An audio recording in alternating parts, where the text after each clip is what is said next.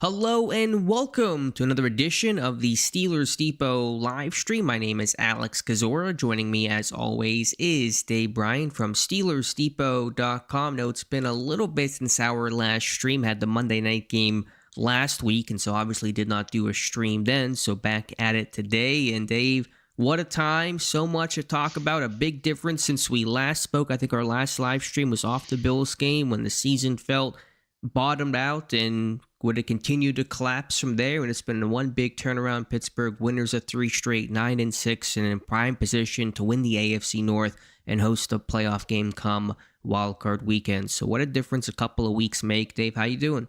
All right, I'm doing better. I got about 40-minute nap in a couple hours ago there. So I was pretty exhausted, obviously, over the last couple weeks. And yeah, you're right. I don't know. Maybe somebody can go back and listen to that last live stream that we did and something along the lines of you just never know how things can change the next time we get together. I vaguely maybe remember saying something like that. Obviously, I'm as surprised as probably most listening to this that this team is now in a situation that they are in these several weeks later now. I mean, what a difference several weeks can make, especially after that Bills game here. You coming off of what three consecutive wins at this point, and this offense is starting to look like a real NFL offense by most standards at this point. Aaron Rodgers looks real comfortable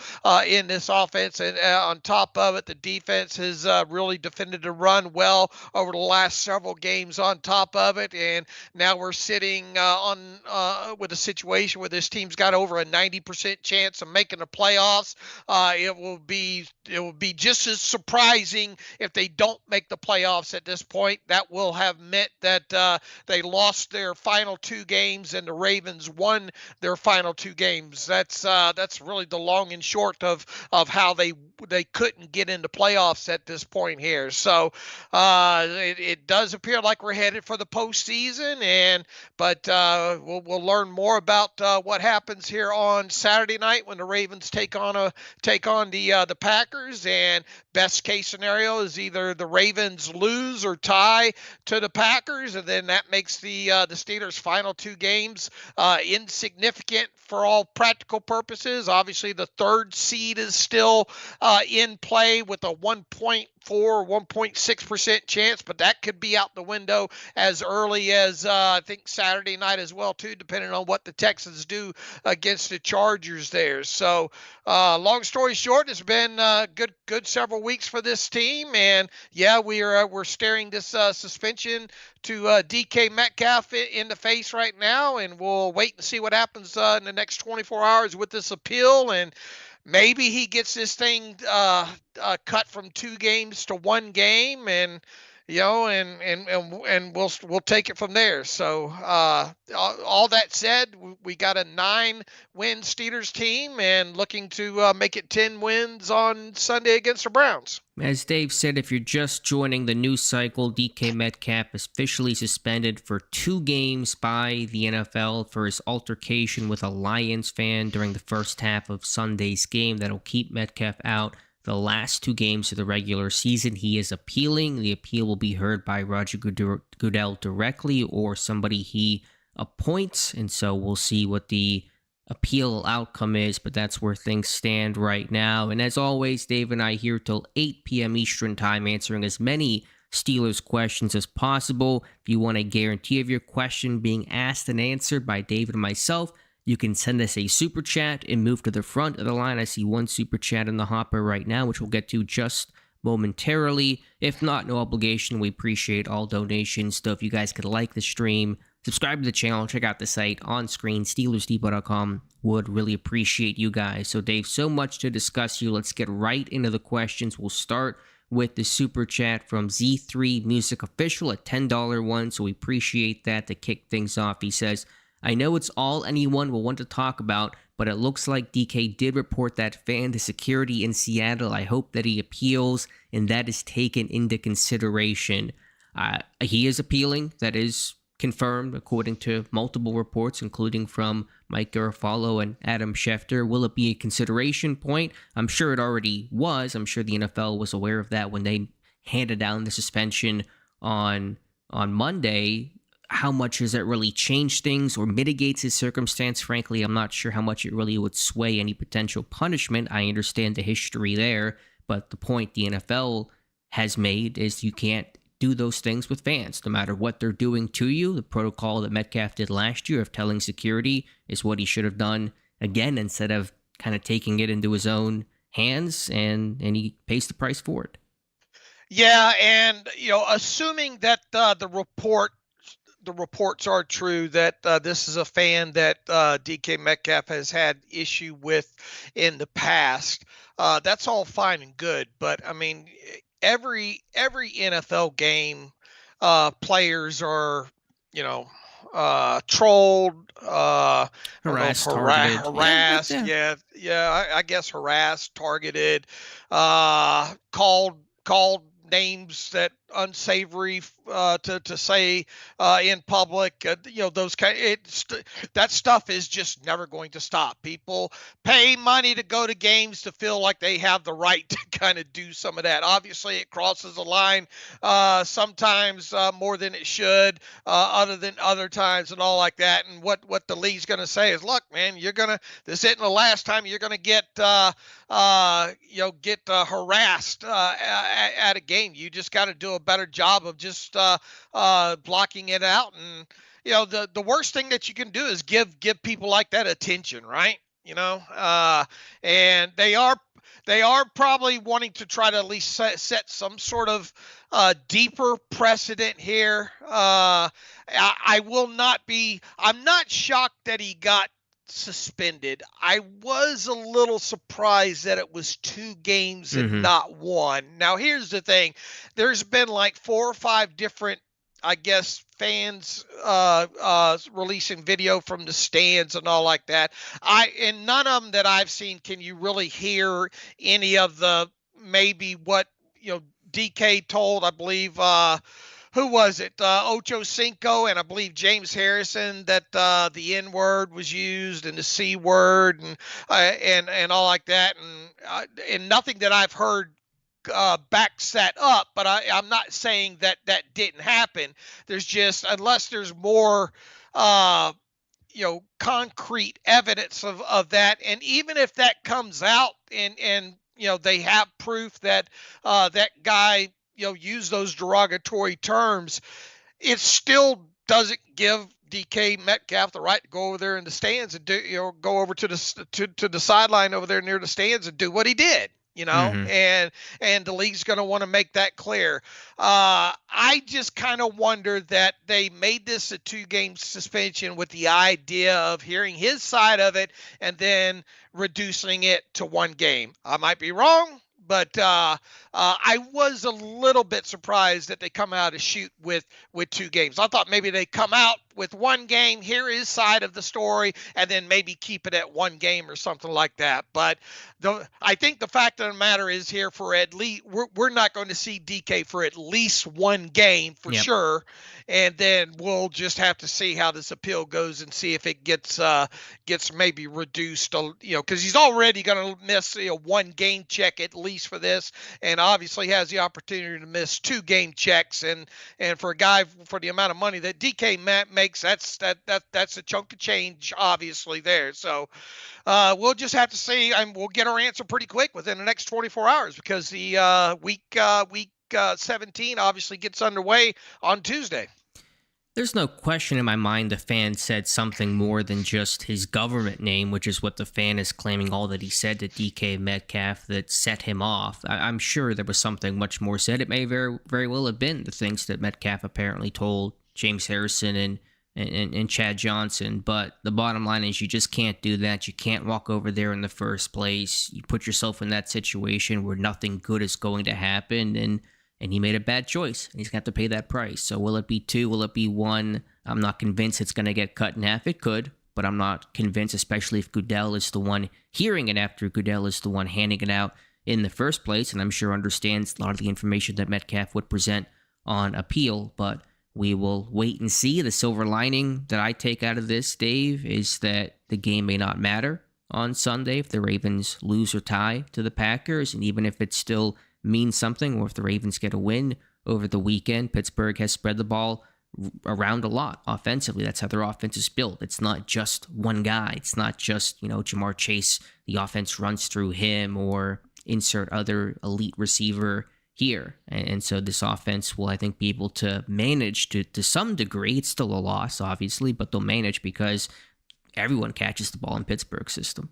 Yeah, absolutely. And you got guys like Kenneth Gainwell and Jalen Warren can catch as well, too. And heck, Gainwell leads the team in receptions right now. Here, the only other kind of tack-on concerning type footnote within all this is Calvin Austin III did have a hamstring injury in this game, so we'll have to see what transpires with him. Now the team has had Roman Wilson inactive for the last 3 games, so he would obviously be active and dressed moving forward, and he could obviously use some time on the football field, especially if the games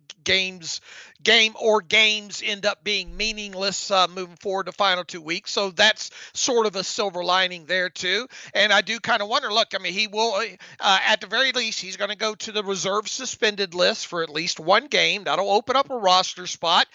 Do you see this team bring Max Hurlman or John Rice Plumlee up for 1 or 2 games and activate those guys there? I mean, Herman, what a great story that was going back to the training camp in the preseason. And obviously Plumlee is kind of that quarterback / wide receiver type guy. So a little bit of intrigue in there, especially if neither of these next 2 games count on top of it here. And I guess a silver lining on this as well too is if it ends up being 2 games for DK Metcalf, he gets fully rested, and this team goes into the playoffs with him raring to go and get back on the field, Yeah, I don't know if they would bring up Hurlman or Plumlee, maybe if both Austin and Metcalf weren't available this weekend, but you definitely would dress Roman Wilson and give him a real good opportunity, which would be good, I'm sure, for Roman after being inactive the last couple weeks. So we'll see where it goes from here. We'll see what the rest of the injuries look like, how that'll impact the roster, but that is the latest on Metcalf. Let's go to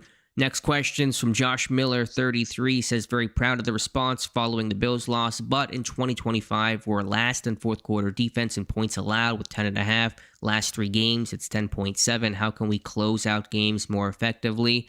I think there's some validity to that, but some of those numbers, especially fourth quarter numbers, can be a little misleading, I think, at times. You think to the Dolphins game, there's some garbage time there. Think back to the Colts game earlier in the season. Borderline garbage time, but certainly there was some scoring late that didn't have a dramatic impact on the game necessarily. Lions game, not garbage time, but Pittsburgh, I get why they played some softer defense a little bit later in that one. The Lions certainly kind of got the offense going, and Pittsburgh made some of the big stops late. So, I understand the overall point, but I think those numbers can be a little off the mark. Yeah, and let's not forget, I mean, they did a good job for most of the game here, kind of tamping down. That's an explosive damn offense that they faced over there. And yeah, even you're talking about that Lions offense was good even without his running game. You look at the top 3 wide receivers over there, Jamison Williamson, obviously, and St. Brown and Tesla has come on, and they got some prime pass catching weapons over there, and obviously Goff has had a good season to date as well too. And look, you get kind of the leads that they had. You kind of expected them to try to make sure the ball wasn't going over their head, right? And kind of the same instance that they had with the Dolphins. Now, there were a couple interesting situations in there. Obviously, you had the the third and long pass interference. Well, there was the fourth down interference. There was the third down. Was it a catch, not a catch on 3rd and 13 that set up that 4th and short? Right, and then you had the trip by Highsmith on the sack and all like that. So there were some interesting, unusual kind of circumstances. Not using it as an excuse, but it did help. Those kind of things did help extend a drive on it there. I mean, look, would you obviously like to you get ahead that far ahead that late in the game? And look, I mean, if Boswell makes that field goal, then It's not even as close as it seems. You could have gave up even more yards, during the final couple of drives, I guess, per se there. But yeah, I mean, you would like to see them not make the games as close as ultimately this one was on Sunday against the Lions, where it basically comes down to one play. I think that's the biggest thing. It they the game was allowed to come down to one final play, and I more than anything, I would say that was the most concerning aspect of that one. But I think if you're Pittsburgh, you say, we closed the game out. They didn't score. As close as it came, and I understand the overall point. The Lions jumped back into this one after being down 2 scores, but Pittsburgh closed the door. They made the play when they had to, and they won the game. They didn't lose that one. So, right, and then you go back to the Cowboys game last season, right, where they weren't able to close it out late. They didn't make that final play. And Pittsburgh, I think, has been a much stronger team in the second half the last couple of weeks. Much better third quarter team, much better first half of the third quarter team, where they've really struggled throughout the season. So I'm seeing some more encouraging signs. The offense did a better job in the fourth quarter yesterday. They had a better, late offensive drives that help either put yourself in position to get points or put the ball in the end zone. The Boswell miss was unfortunate there. The bat snap by the long snapper. So I get the overall perspective, but I don't see it as concerning or as dire as I think the listener does. Yeah, look, I mean, you were without 2 of your top pass rushers, right? Herbig and T.J. Watt, obviously, and Eccles went down with a groin injury about, halfway through this game, and you had to move Ramsey into the slot. You obviously don't want to go into more situations where Chuck Clark has to play the amount of snaps that he had to play in that game, so it was a mix and match on top of it. You didn't have James Pierre for that game to come in to give you some relief off the sideline on top of that as well too. So they here like I'm watching Herm Edwards a little while ago on my screen there. You play to win the game, right? So and they won the game. So that's the big takeaway overall. And look, I think overall most of you listening to this would agree the defense has been better in these last 3 games, and specifically coming out of that game against the Buffalo Bills, where I think most of us thought the season's going south at the wrong time. Lumberzack 9453 says, wow, what a win. So nearing the end of the season, how are you guys feeling about Keanu Benton? You guys think he's done enough for a contract? If so, what would it look like? Again, all rough estimates. I've not even spent a second thinking about the number yet. Dave, maybe you have a little more than I have. I don't want to go down that rabbit hole too much tonight. I think he's certainly going to be a candidate for an extension. Is it slam dunk? Maybe not slam dunk, but he's having the best season of his career. 5.5 sacks this year, had only 2 over his first 2 seasons. The run defense has been a little up and down, but there's been some really good tape, and the pass rush has really been impactful. So I think he's right in that camp with the other guys we talked about going into this season of, this is the year to kind of make a break and get that extension, and I think he's doing a lot of favorable things to get that long-term deal. Here's the thing, and we talked about this again this morning on the podcast here. We were around the middle of the season, kind of wondering, we need Joey, Joey Porter Jr. and Keanu Benton to start getting a lot more consistent,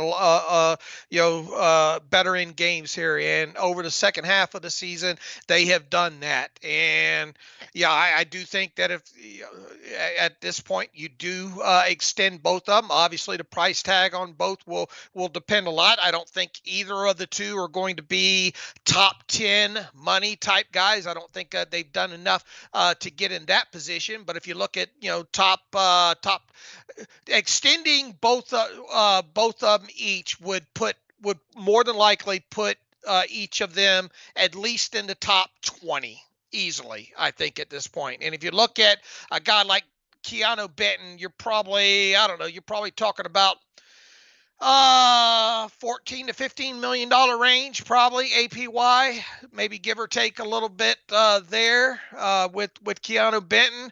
And as far as cornerback goes, if you're talking, Joey's probably going to want to be top 15 at least. So you're looking at, 17, 18 million right around in there as ballparks. Now, obviously we'll get into the offseason. We'll see who how free agency goes around the league and what the inflation is, overall, what the cap number is on. I could be off a little bit there, but I think those are reasonable kind of at least baseline numbers to think about here. And I think both have done enough at this point to do. Look, you draft with the idea of hoping these guys end up being more than 4-year guys, right? I mean, that's why you do this. And the Steelers overall, most recently haven't done a very good job with large percentages of classes or percentages of guys getting those second contracts. I do think also that they're going to be in a situation where they'll have a little bit of cash to put towards a couple of extensions such as that. And I think Joey Porter Jr. and Keanu Benton have done enough to do that. So assuming both of them stay healthy the rest of the year and don't fall off the cliff or whatnot, I think you're going to see both of them extended at some point during the offseason. Yeah, I think Porter may be a little more higher odds than Benton, but Benton's certainly moving in the right direction. I think Darnell's going to get an extension. Herbig will be interesting. That'll be a fun offseason discussion about him. He's certainly worthy of it. Does Pittsburgh want to allocate that money, just given the struggle to kind of get him consistent playing time when Highsmith and Watt are out there? Will be another matter, but they're moving in the right direction. We're having these conversations earnestly, and that's really exactly where you want it to be by season's end. Mm-hmm. All right, next question comes from Mike Adesso. Says, not trolling here, I swear, after wishing a happy Victory Monday and Merry Christmas. But Mike says, but Uncle Dave, after the Bills loss, you mentioned you could see the Steelers actually move on from Tomlin this offseason. Has your opinion changed after the last 3 weeks? No, I said it would be the most ideal time if they were to do it. So I could see if the season went south, I could see that as a plausible thing, and especially as far as timing goes. Veteran, and this is obviously before we, the 3-game winning streak and all. And look, I mean, nobody's looked more comfortable in this offense right now than Aaron Rodgers. And at that time, coming out of that Bills game, I said, I don't know if I want another year of this Aaron Rodgers stuff, but what a difference 3 games can make, right? Now would I like to see Aaron Rodgers still push the football down the field, be a little bit better at that, especially better than, 2 of 7, I said, of passes more than 15 yards down the field. But we have seen this offense at least perk up vertically since the addition of Thielen and Marquez Valdez-Scantling. We obviously went into the season saying that this team needed more help at wide receiver than just DK Metcalf and Calvin Austin III. There. So my standpoint was I thought it was at least plausible if something, if the season were to just go completely in the tank after that Bills game, and we sit here this time later and be talking about 3 more consecutive losses and everybody wondering what the future, and then obviously the talk about the offseason option on Tomlin and all like that, it would at least be the most plausible time to make a head coach change. Now, not long after that, Alex and I talked on the podcast about the time the news about the option started making the rounds nationally and all like that. We pretty much came to the conclusion that they were not going to leave him more than likely hanging out to dry, basically being a lame duck going into 2026. And now at this point, especially if this team makes the playoffs, it feels like a foregone conclusion that Tomlin's going to be around several more years at this point. My main contention was that if there was a time that you could foreseeably see the organization make a move, it would be, after this season, because of the quarterback position, because of the roster aging out on the top end on guys like Cam Hayward and obviously TJ Watt longer in the tooth. It was at least from a time standpoint, a lot more plausible, or at least one that you could fathom. Yeah, it looks, almost certainly the Tomlin's going to be back in 2026 and potentially and probably beyond. So we'll see what it looks like if the Steelers still get the one-and-done treatment, which they've been so accustomed to. And that's still, I think, the main goal. That's still the main thing, that the bar that has to get pushed forward here. But Tomlin should be back in 2026. Let's kind of go through the next set of questions here. Some we've already kind of addressed. John Pennington about concern over the Lions scoring easily. I'm not incredibly concerned by that. As Dave said, no Watt, no Herbig. Certainly was impactful not have your top pass rushers out there in some of those critical moments. Mike Adesso says, with the DK suspension, does that make the Steelers eligible to void his guaranteed contract in 26? Do you see them going that far? Dave, any thoughts on that? I obviously haven't seen the fine language in the contract. A lot of times teams will put in clauses like that where, contract or what do they call it, conduct detrimental to the team and stuff like that could potentially void future guarantees and things like that. I don't know specifically what is and isn't in DK's. Well, the suspension was conduct detrimental, so it may fall under that category. I think also Rappaport saying the appeal answer probably tomorrow. So I think that's, I don't know if you can track that down. It sounds like that's going to be the word on when we'll know. Oh yeah, we're definitely going to know by 4:00 tomorrow because teams have got to know whether or not they're going to need to fill the roster spot and all like that.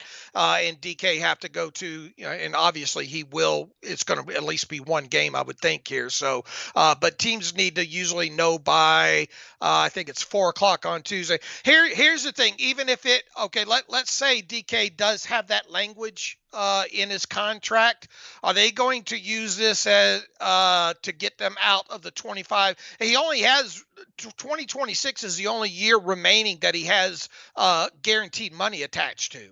So is this one action in and of itself going to be enough to sour the Steelers to say we want to cut him and be done with it? We want to be off the hook for the guaranteed $25 million in 2026. Now, remember, even if they were to cut him and use that and get out of the guaranteed money, let's even say that was an option for them.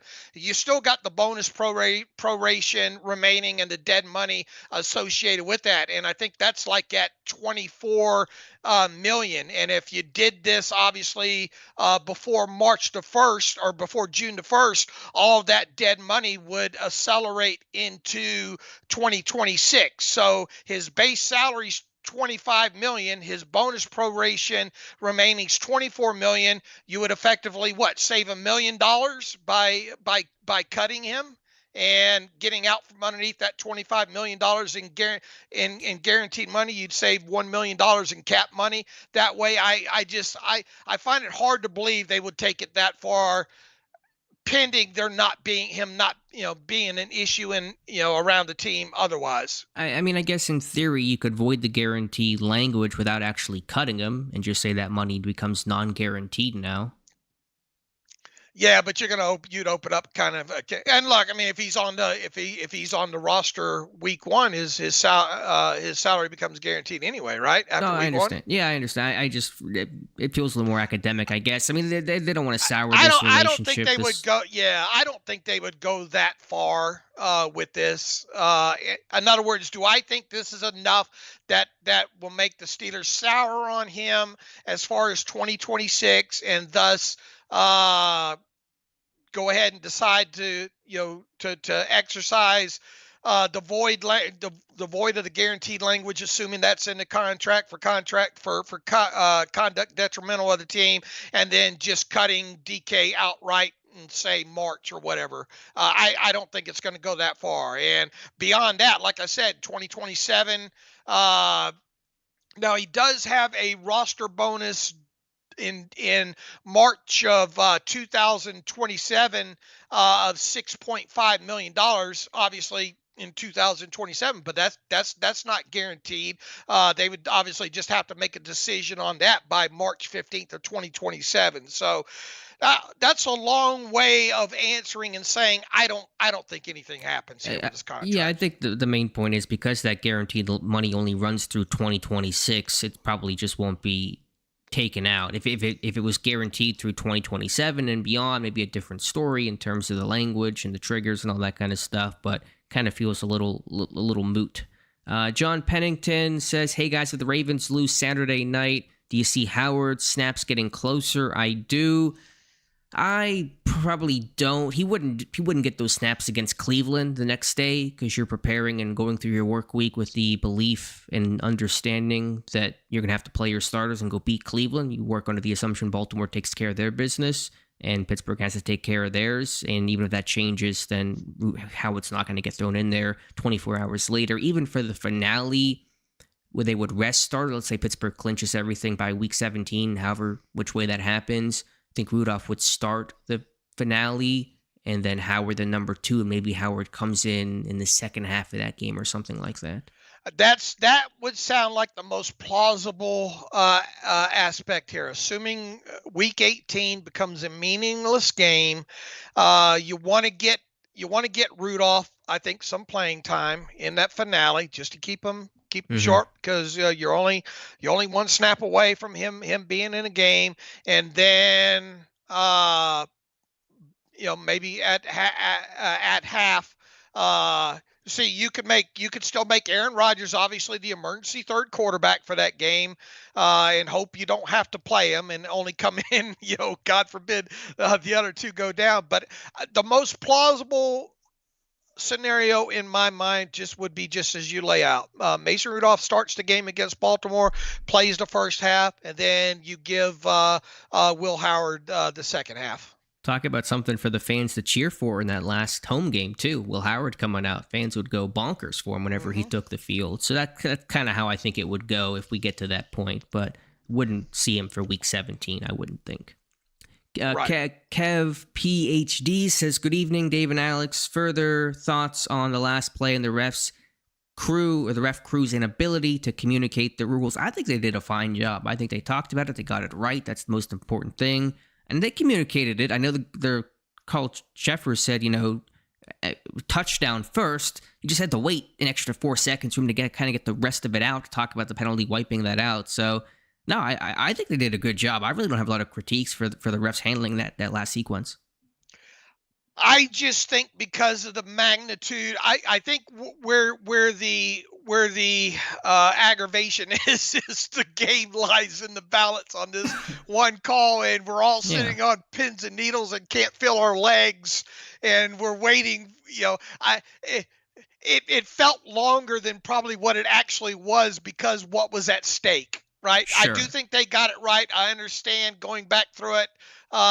It in real time, it maybe didn't take as long as maybe it felt, but I don't have an issue this far removed from it after the fact. The key is that they got it right. Yeah, when I was watching it back, it's about 90 seconds from the end of that play to the ruling, which is a long time in the NFL, but for the end of the game, I think it's fine. I don't really have an issue with the call. I mean, they still had to determine what that ruling was for a progress stop, or were they going to call that a touchdown for Goff just to complete the ruling. That's why it took so long. They knew it was OPI right away. They knew that would basically end the game right there, but they still have to make a determination on what happened after the fact for completeness of the moment. Now, I don't think that was a touchdown. I think maybe the refs let it play out so they could review it later, which is a pretty common tactic, to let the play out, and then we can review the touchdown automatically after the fact. Granted, they can review anything under 2 minutes, I suppose, but I really think it was handled just fine.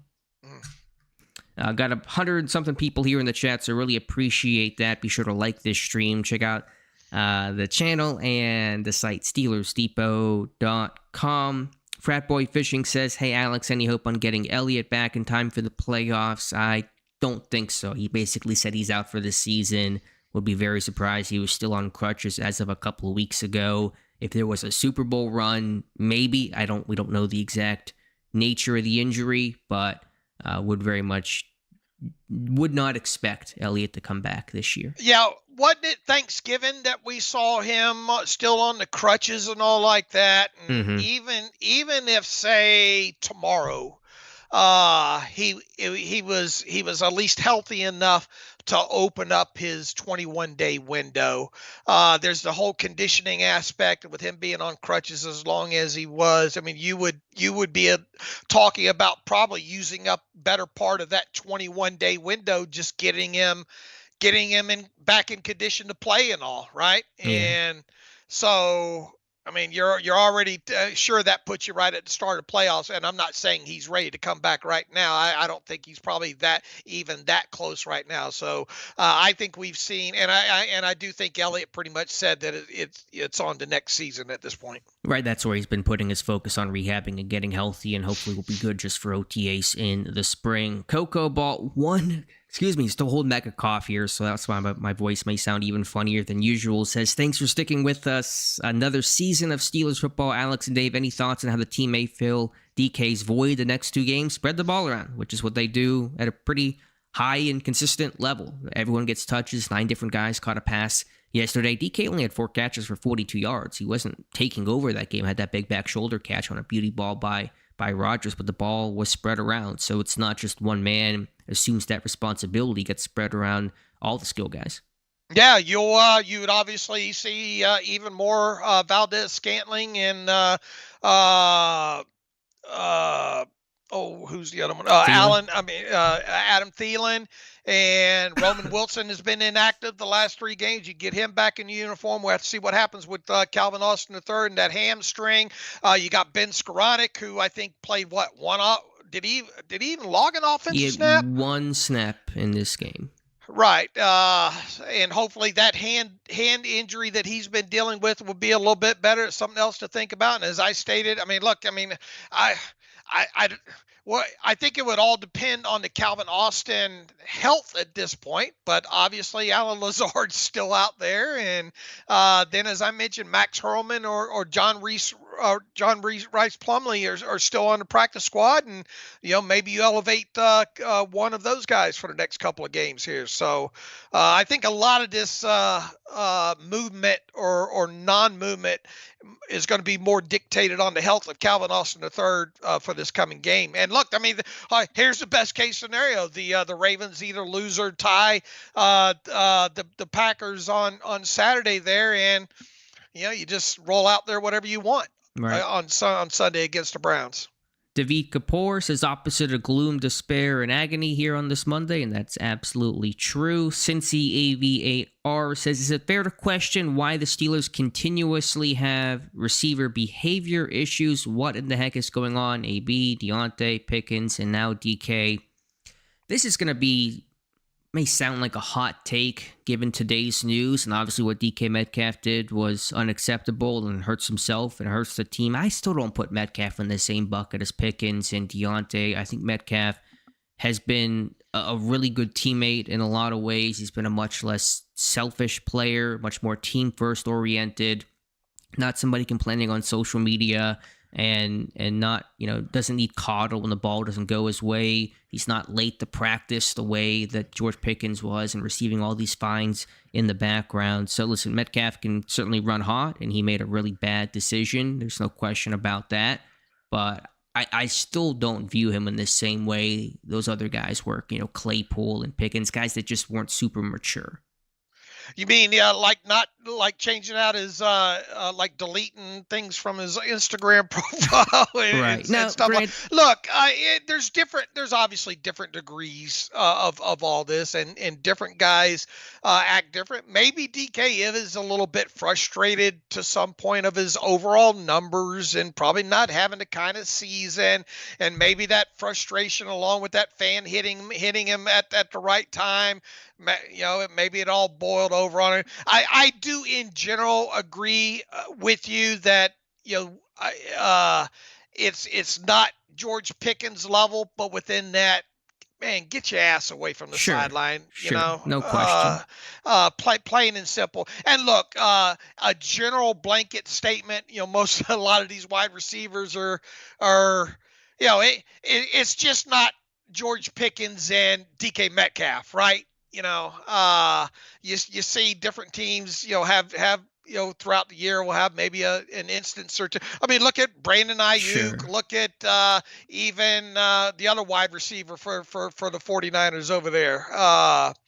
Has had a couple of issues, I think, throughout the season over there. But you just got to it just comes down to being a professional and being an adult and being able to walk away from instances like he had to deal with yesterday in Detroit.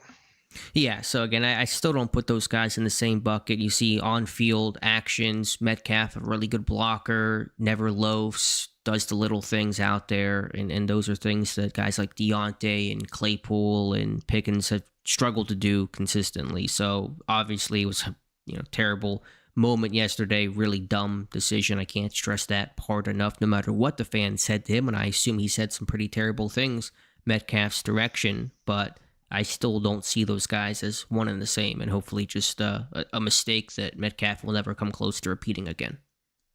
Hopefully so. All right, next question comes from Captain Morgan with a bunch of numbers in there. It says, let's not beat around the bush. This is a Benny Sco career game against the Browns, right? I'd love it to speak that into existence. The hand has been an issue. Maybe a first Pro Bowl ballot for Skoranek by the time Sunday's kickoff rolls around to be the wind beneath his wings. Didn't Ben Skoranek score the first touchdown of the season? He did. So I think the only issue there is how healthy is that hand now at this point. I mean, it's healthy enough that he's out, that he's obviously can play special teams, and that says a lot. But is it healthy enough to be able to catch passes and the other things that go along with playing the wide receiver position? It's not, because he's not been playing on offense. He had 4 snaps on tush pushes against Miami. His 1 snap, I assume, came on the tush push or the fake tush push, the Yazoo play. I didn't check that for sure, but that's probably when it occurred. So he just doesn't have a good hand to catch the football. That's why he's not out there, because he can't block. Thielen's getting those snaps, but hopefully he gets healed up for, week 18. I don't know where it's going to be for Sunday's game against the Browns. He's certainly playing through it, and being in those car crashes probably not helping the healing process, but Skoranek doing his thing still.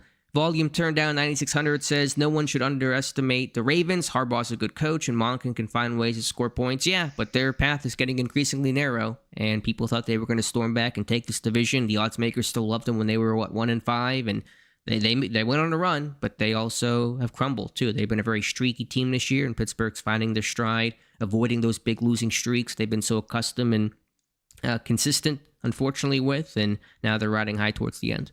Well, here's the thing: the Ravens no longer control their own destiny now. So right. That's all in Pittsburgh. If Pittsburgh winds up not making the playoffs, Pittsburgh's got no one to blame but themselves, and look, this is going to be a tough game for the Ravens going on the road, playing Green Bay, still fighting for their playoff lives as well too. And Lamar Jackson's banged up, even in Packers. We'll have to see what happens with Jordan Love and all that. They're going to have their hands full on Saturday. So even if they win, all the Steelers need to do is either beat or tie Cleveland, and that last game becomes insignificant. Yeah, that's a fair assessment there, Dave. Matt Boatwright says, best Steelers podcast ever. Thank you, Matt. Assuming we make the playoffs, could we see Broderick Jones or Deshaun Elliott back? Already addressed Elliott. Very much would doubt that. Jones, we just don't know much about his status. He'd be eligible, yes, but would he? I just don't know, given the neck injury. Didn't sound great. Jared Dulac called him out for the year whenever that injury first happened, but we would just have to wait and see. Yeah. When did he go on IR? How many games now has he been on IR? The Bears game, week 12. His first IR week would have been week 13. 13, 14, 15, 16. So he's been on there 4 games already. It didn't sound positive the way Dulac described it, but I suppose anything's possible, but I don't think we're going to see him at a minimum in the final 2 games, obviously, and we'll just have to wait and see playoff time if Mike Tomlin offers up any kind of update on him. Good news, Dylan Cook doing a really bang up job at left tackle. Sure so is. You're not feeling that loss significantly. Another super chat from Z3 Music Official, $5, says, not Steelers related, but if the Dirty Birds miss the playoffs, I could see them moving on from Lamar and Harbaugh. They're not going to move on from Lamar. They're not going to give him up. Harbaugh, a little more interesting there. What happens to him, his future? I think he would stay at least one more season, but that may be a little more uncertain. You do wonder what AFC North coaches will be back in 26. Tomlin will be back. The others, you could make a case for all of them to stay or go. Yeah, if you have a chance, you want to run over and listen to the Harbaugh press conference today. He was asked today I saw about that. his job security, and now at this point, all four AFC North coaches have had their future Yes. highly questioned at some point during this season. At this point, I would be surprised if they moved on from Harbaugh this season after this season, but. Uh, anything is indeed possible. I kind of envision them thinking of Harbaugh much in the way that the Steelers think of Mike Tomlin at this point. So I would be a bit surprised if the Ravens missed the playoffs that they moved on from Harbaugh, but we'll see. I had to laugh at Harbaugh when he was asked about his future and would he be the head coach. He started something to the effect of, "That's a great question." What a politician answer. What a great question to ask about, am I going to get fired? We really appreciate those questions. Mike Adesso, with 2 games to go, who's your Steelers O MVP, D MVP, and team MVP? Says Kenny G for the offense, Ramsey defense, and Rodgers team. I don't want to take too much time to kind of go down and think about all the names, but that's probably a good summation of a list there, Mike. I tell you, I brought it up to Alex a couple of weeks ago, and I don't want to say super serious, but just wanted to throw it out there, man. Kenny G started coming on, I think I brought up somewhere in the question there. Could you at least make a plausible argument for Kenny G to be the offensive MVP? I think this is a couple of games ago or whatnot, and then obviously he's had a good run here the last couple of games for sure. On top of it, and all that said, though, Aaron Rodgers has never looked more comfortable at quarterback than he has in these last 3 games, and he's been a difference maker just in him being back there overall. And then obviously look at the deep passes in a couple of games before this last one. I think Aaron Rodgers is your offensive MVP. And Alex and I talked briefly about defensive MVP. Man, Cam Hayward just shows up each and every week. To me, it'd be hard to go against Cam Hayward being my defensive MVP right now. Certainly not a wrong choice or even close to it. I think if you made it into offense, defense, and team and not just offense, defense, or just one MVP, then I think I'd probably mirror Mike's and say Gainwell, Ramsey. I think his versatility, all that he's done, the roles he stepped into this year have been really needed. And then Rodgers as your team MVP, of course. I think it's basically where I would go, Dave. But so you would go Gainwell, Hayward, and then Rodgers? No. Rodgers would be my offensive MVP. I'm just saying that you could make an argument for Gainwell probably. No, I know, but Mike's saying you can have a team MVP, offense, defense, and team as an overall. So you can give Rodgers team MVP and Gainwell offensive MVP. Oh no, if I'm giving somebody, I'm not going to split the hairs that way. Team MVP, I think, would be Rodgers. Okay, all right, there you go.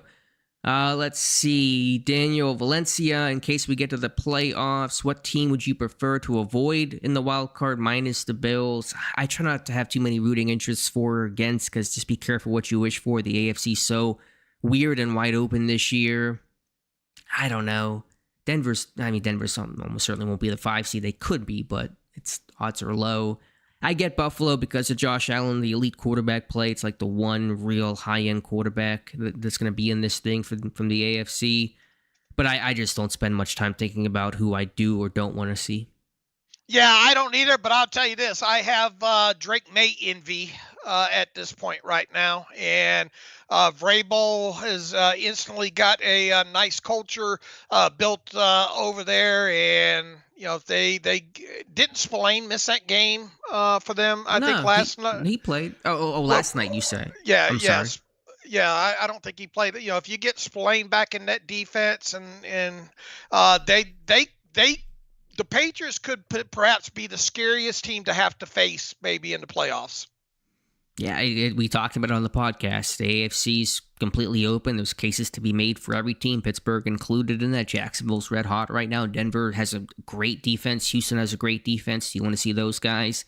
So I don't really know. It's all just kind of, I'll take it for however it comes towards Pittsburgh's way. It is wide open, though. I mean, you can make strong arguments for any 2 teams right now in the top 7 seeds to be playing in the AFC Championship, quite honestly. Knight Rider 16, can anyone tell me why Mike Tomlin gets 100% of the credit for the non-losing season streak, but when someone brings up lack of playoff success, they blame the players and other factors? I don't know. We don't do that here. We don't absolve Tomlin from that. He wears that as much as he wears the non-losing season streak. So you'd have to have that conversation elsewhere, my man. Mm-hmm. Johnny Crandall 9964 question: imagine that the Ravens lose on Saturday with a division clinched. How would you manage the starters? How do you expect Tomlin to manage the starters? I mean, anyone who's got an injury of any sort of significance, I think you don't play at all. The starters you do play, you probably be careful, manage the reps, and then get them out there by the second half or so. So you still play your starters in general in this one. You're still preparing that way. Your backups haven't gotten those reps in, but obviously going to be very careful with the injured guys and probably get some of your marquee names out pretty quickly. Yeah, and as Alex laid out, on the most I think this morning as well too. There, look, I mean, you're not going to know what happens with Baltimore until late Saturday night. So you've got to start preparing, this week as if the game against Cleveland matters. So you got to get the guys, obviously your starters, the guys that are healthy, that are going to play in this game, you got to get them ready. And then in doing so, let's say the Ravens lose or they tie the Packers, I think you still at least got to go into that game with the guys that you had the most prepared for that game. Now, obviously, as the game goes on, hopefully you're leading or what, maybe you can filter in, some backups a little bit more or do a little bit more heavier rotation. But I think you'll see the regular crew out there at least to, play through the first half of this game against Cleveland, regardless of what the Ravens do on Saturday night. Does Aaron Rodgers start if that game means nothing for Pittsburgh? I think you do. That one I do wonder about to some degree. Do you just have him hand the ball off a lot? You try to establish the running game a lot and roll him out and keep him away from Myles Garrett. Right. Right. Those kind of things there. Would it hurt my feelings if he didn't? No. But then here's the thing. You're going to get into all this talk if they do rest any of these guys and they go into, just like with the preseason talk and all. You don't want them to get rusty and you want to go in, at least with some playing time. You're going to get all back into that talk again there. It wouldn't hurt my feelings if he didn't start, but look, once again, I think it goes back to preparedness of this week. You got to prepare these guys and get this whole team in the mindset that this Browns game matters. And if you're going to do that, at least open the game that way. Yeah, I think you still probably start and play Rodgers. I think Tomlin would just be very careful, wouldn't ask him to do much, wouldn't do anything risky that would really put him in harm's way, and then get him out probably by no later than halftime. Okay. Let's see. We'll try to get through as many questions as we can to finish things out. Let's see. Christopher says, hi, Alex. Great show. Do you liken the Lions victory to the 05 Bears victory in terms of righting the ship and gaining needed confidence momentum? Well, the weather wasn't the same. I wish Jerome would be running over Urlacher in the snow, but I get your point. It's an interesting comparison, NFC North teams. There's certainly some parallels there, but I think that Ravens game was, to me, the real right the ship kind of game, coming off Buffalo, rock bottom. Your season felt over. You had the fire Tomlin chance. You're facing Baltimore, who everyone just assumed would come in and then take the division and run it from there. And to get that win, to me, was the real right the ship moment. Yeah, but he says compared to what, 2005? Yeah, remember when Pittsburgh was 7-5, and they go on that run at the end of the season. Jerome has that last 100-yard performance against Chicago. He sees that game being like the Lions game yesterday. What were they at that time? They had like 5 losses at that time in 2005, didn't they? Yeah, they were 7-5. That's when they had fallen. I don't know if that was the first win they had gotten to right the ship or not. I don't remember the exact schedule of that. They played Detroit in that last game of the year, I believe. And beat them. I suppose I can. I mean, we're talking 20 years ago, though, yeah, right? He's just saying, he's just saying in comparison of like gaining momentum and kind of being the catalyst towards hopefully a big playoff run. Well, I mean, look, without a doubt, what they were able to do against the Ravens was, especially what had happened against the Bills and all like that. I mean, it can be pointed to as a significant turnaround game. They were able to push the football down the field in that game and did some things on offense that really started to turn the tide here. So I don't know if I can compare it obviously to 2005, but I'm with you. I think hopefully we'll look back at this game against the Ravens as being the get right game that propelled this entire team to that, because the defense has played, especially against the run in the last 3 games, well, since the Buffalo game on top of it there. So, I mean, it definitely was a turning point game, or at least it is to this point. Now you still got to finish it, right? Sure. And all of this is going to be absolutely moot, if you will, if you get into the playoffs and you lay an egg and you get bounced again in the first round, Yeah, that's the point that I've kind of made, that some of this is important, obviously, but some of this doesn't even matter, because if we do talk about the standard of this team being the playoff drought and, not just going and having 9-win seasons and 10-win seasons, then we have to be true even when there's good times right now, where this is all well and good and needed to get to that point, to get into the playoffs and have a chance to finally snap that 2016 drought. But if they get burned at home in round 1, then you're in the same place as a franchise and you're not going to feel too good come February. Yep. Papa Trucker says, with a $9 or $10 super chat, says, Yin's podcast has got me through many hard days at work, and I just wanted to say thank you for the many years of weekly podcasting. Much love to the entire Depot team. What a season. So appreciate that very much, PT, and appreciate all the support, and we're glad to be here for you. We appreciate it. I think he's one of our long time many truckers, I think, that listens to this show. That I think we've got some emails and comments from him in the past. Be careful out there driving those highways out there, if that's you. Stay safe, my man. Got a question. Do you think Duggar should be on the list to be brought back next season? Puts Ramsey back in the slot and have Elliott and Duggar play as your safeties. I haven't given any final determination yet, but probably not. Elliott will be back healthy. I think Ramsey's going to be your future safety. I don't think he's going to go back and play a ton of slot corner unless they really absolutely had to, like yesterday. I think Ramsey's found a home at safety. I think that's where he's going to stay, and it's going to be him and Elliott next year as your starting pair. Yeah, and Duggar's probably trying to play himself into another contract and starting role, you would think, right? How old is Duggar now? He's still he's under late 30, 20s. right? Yeah, he's under 30. Yep. Just under 30, 29, 30, something like that. And I think technically his contract voids, I think the 2 additional years on his contract voids on March the 12th. So I don't know. Obviously, if you did bring him back, it would be for minimum money, especially if you are expecting Elliott to be your starter moving forward, along with Ramsey. Super KO 777 says I read your articles almost every morning, Alex. So says love the film breakdown ones. Appreciate that, man. And hopefully you like the ones we have coming. Do I have a film room for the morning? I'm going to try. I have one interesting. Aaron Rodgers set an NFL record yesterday, Dave. No one's talking about it. I have that article up in the morning on Steelers Deep. I've been watching this stat for the entire season too, and it finally happened yesterday. So check that out. But we'll certainly have some more film rooms throughout the week. Already have several up today, don't we? We got one on Dylan Cook. I did one on the 2 long Warren touchdowns, and so we certainly have plenty. Derek Carman, Ross has been all over the Derek Carman film, which has been a joy against Sewell, a great opponent. And so I know Ross has really enjoyed digging into that tape, and Harmon's return to not only his hometown, but to the field, and really playing well. Cavs 23 Rock says it's easy to overlook at the end of the game miscues by the offense with the win, but thoughts on Rodgers throwing away on 3rd down after Washington ran out of bounds and Jonnu ran out of bounds, rookie mistakes. Yeah, going out of bounds there. I know Washington was kind of almost pushed because he was dragging people along on the one. I have a different take than you. I'm not, and I haven't really cemented this opinion, but I'm not super upset about Rodgers throwing that ball away on that 3rd down. I think you're more upset about it than I am.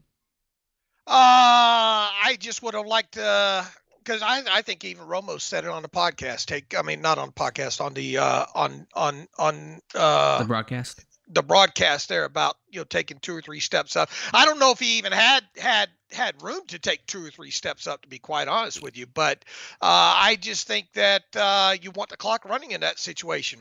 But I would say two things. One, it was only 9 seconds until the 2-minute warning, so you're not going to get to take off 40 seconds like you might otherwise be able to. Now, I know that's still precious seconds, and the 2-minute warning's a valuable stoppage moment there for the Lions, so I don't want to completely discount that, but I think that is a factor.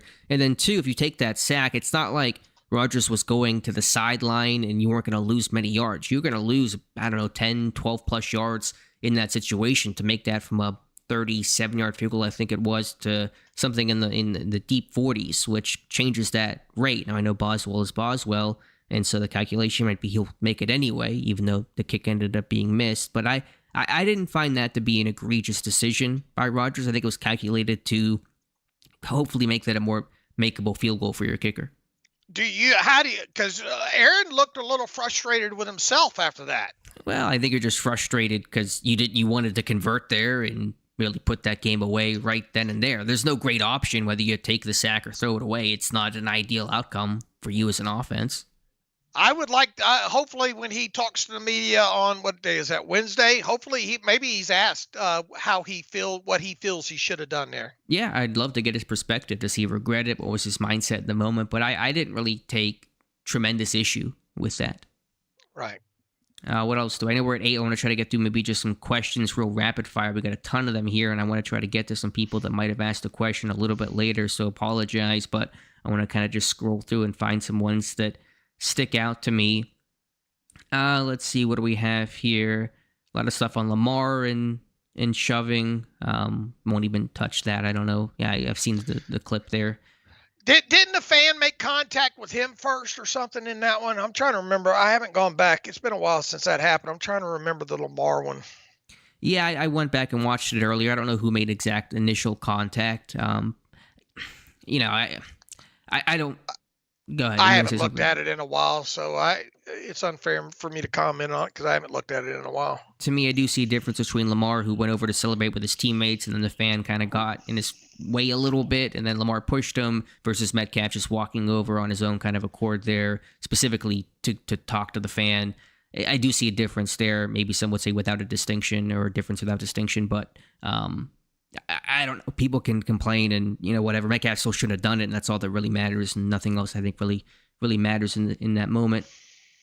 Do you think not having DK hinders our chances of beating the Browns in a significant way? It doesn't help.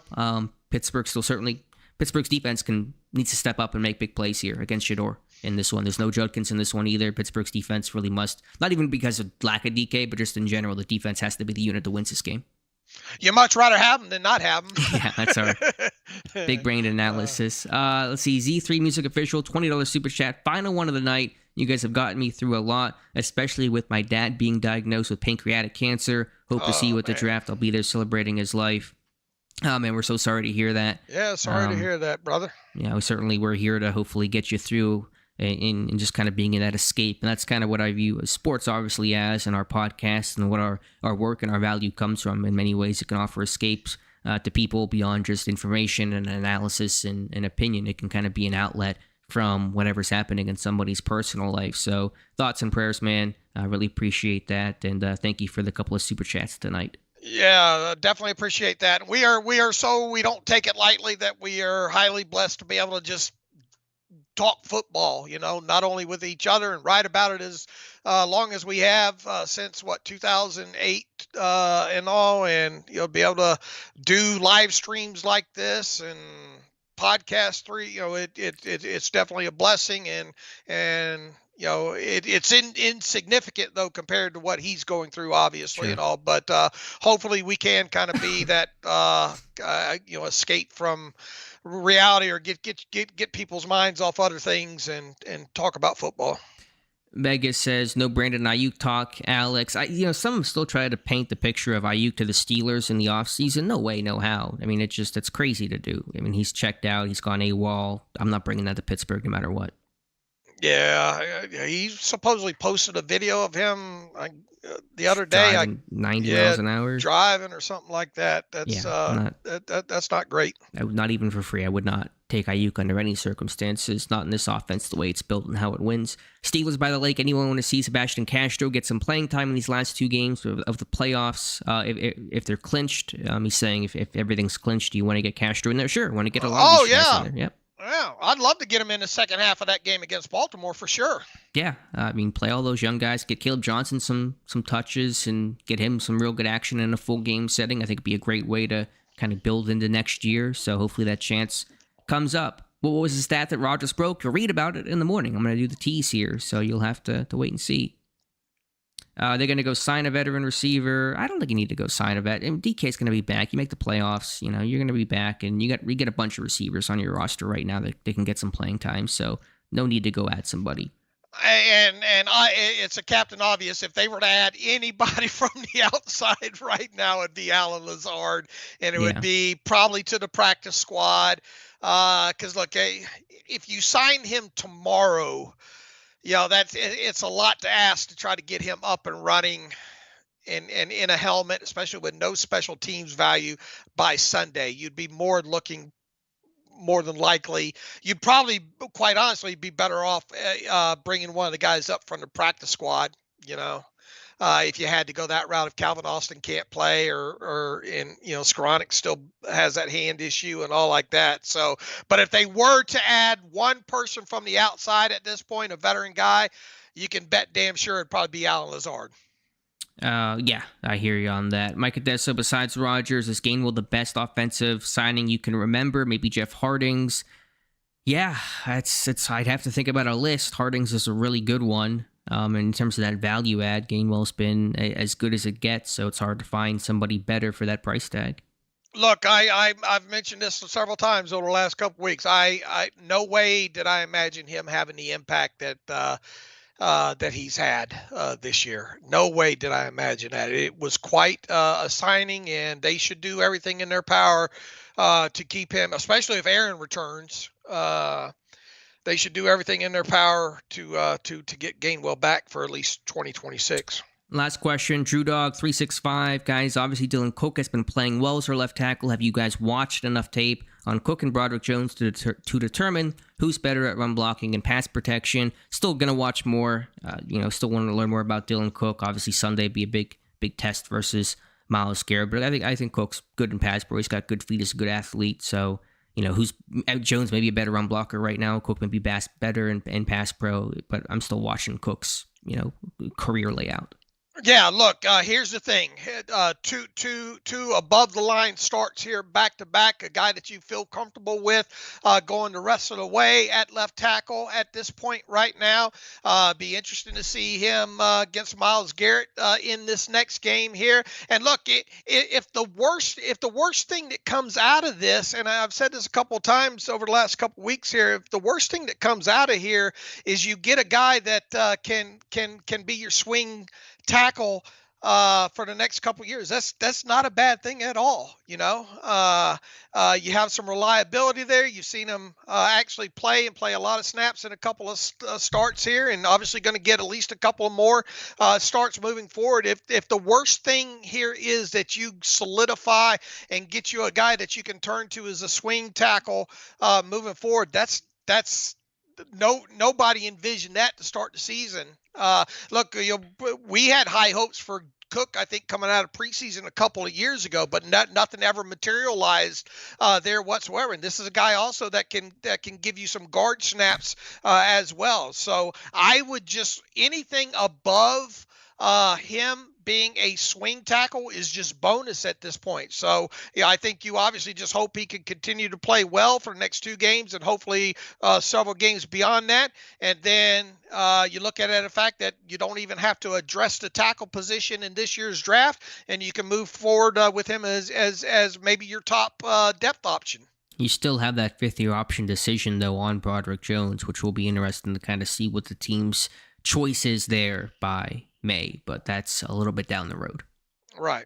All right, Dave, going to wrap things up. Appreciate you guys. Tremendous turnout tonight. Thank you for all the super chats and all the great questions and support. So there'll be an archive version of this, of course, on the channel and also on Steelers Depot in just a little bit. Dave, as always, thank you for being here.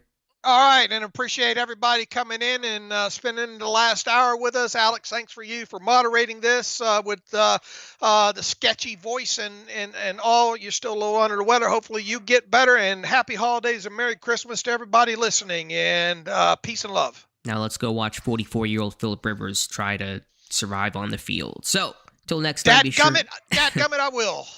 Be sure to like this video, subscribe to the channel, check out the site, SteelersDepot.com. Thank you again, and we'll talk to you soon.